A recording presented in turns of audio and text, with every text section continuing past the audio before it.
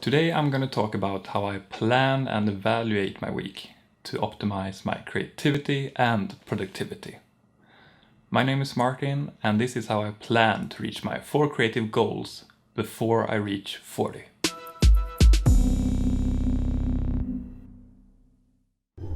So today's topic is about how I plan and evaluate my week. And I've always been somewhat of a planner, even though me myself wasn't planned. Yes, I was, I believe. When I started planning this summer, I had a couple of things I wanted to implement. The first thing is I wanted 8 hours of sleep because I'm a strong believer in quality over quantity when it comes to the hours during the day. Then I wanted to make use of the calm hours. I like sitting up when it's silent during night or early in the morning. I wanted to exercise because that's a proven fact that it helps creativity. I wanted to read without falling asleep, which I tend to do. And I wanted to make use of the hours between 3 and 5 in the afternoon, because those are always like low productive and I'm always tired. So my girlfriend saw a lot of videos about bullet journaling and thought that this is something for Martin. It was. It's basically a flexible system to like note and plan. I looked for a good notebook to do my journaling in and found this one, Leuchtturm 1917. Then I wanted to find a way to optimize the spread for weekly planning based on bullet journaling, and this is what I came up with. So the first thing I do is that I write which week it is and then what dates. Then I draw out the weekdays on different rows. So I have Monday, Tuesday, Wednesday, Thursday and Friday from 6 in the morning to 10 in the evening. And for Saturday and Sunday, they are from 7 in the morning to 11 in the evening. Then I go back to my monthly overviews, where I look at October in this case to see if I have any thing planned in beforehand. If I do, I add that to that specific day. Then I start to fill out those rows on the different days. And I have my own like coded patterns that means stuff. Then I use different colors to show if it's work related or if it's related to school. So a normal non-work day, I wake up at 6 and go to bed at 10, so I get my 8 hours.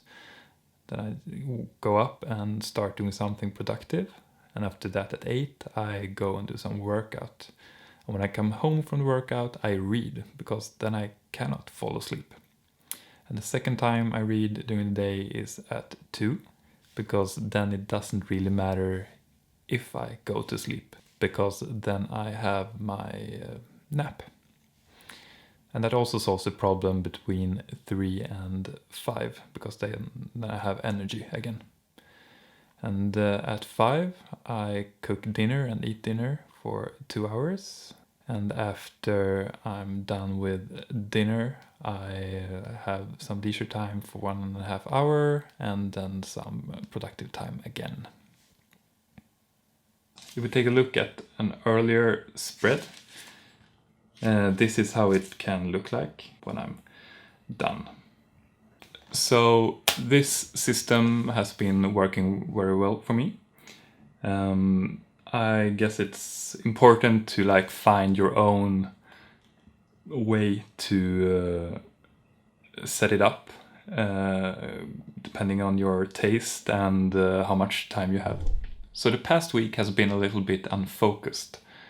School-wise, it's writing week, so I met with my mentor this Friday, and she gave feedback on the script or the outline to the project that I call the emo-thriller. I wrote the outline this week and also started on the first draft. When it comes to Narcissus, I developed the characters a little bit more, but I haven't really written much more on the script this week. Last night I met a friend who is a psychologist, and we discussed the characters in both Narcissus and in the emo-thriller. And it was very interesting because we started to talk about mental illness. So what we consider mental illness is kind of extremes of different kinds of personalities, I guess you could say. And that means that if you want to make a really interesting character, reading up on psychology is really important. Unless you're one of those persons that really just know all this by heart. And in that case, I envy you. Talking about the goals last week and playing some Banner Saga made me really interested in sitting down and doing some more work on like game mechanics and stuff. So I sat down this Thursday and a large part of Friday and started to work on something that I now call the project Quad. It's a cooperative RPG board game, I guess, which is squad-based. It's a big possibility that this becomes another drawer project, but at least it's fun to work with the maths and try to do the game design and designing the different systems, because I've not been doing that for a couple of months. Also, I picked up the guitar yesterday. I've been listening a lot to post-rock when I've been writing, and I guess I got inspired to play some. So the upcoming week is another writing week in school. I'm gonna work on trying to make the characters stronger, to like strengthen their emotional charge in the story, so that they become more interesting and the stakes feel bigger and more important. I also want to find a way to make the main character speak his mind, because at the moment there's a lot going on inside him, but he doesn't have a way to express it, and I think I have to find a good way to do that. I'm gonna send in a new version of the outline in the beginning of this week, and then we're gonna have a group discussion where we discuss each other's outlines and give feedback on it. And then I guess I'll write some more on the first draft. Other than that, I'm not sure what I'm gonna do. I might write some more on the Narcissus script if I have time. I might sit down with the quad rules, or I might record something. But we'll see. I'll let you know next week. So this week's one cool thing is the puzzle platformer Inside, where you play as a boy trying to progress forward without dying in horrible ways. It's made by the indie game studio Playdead, that also did Limbo, which is kind of the same, but that was black and white, and this has a little bit more color to it.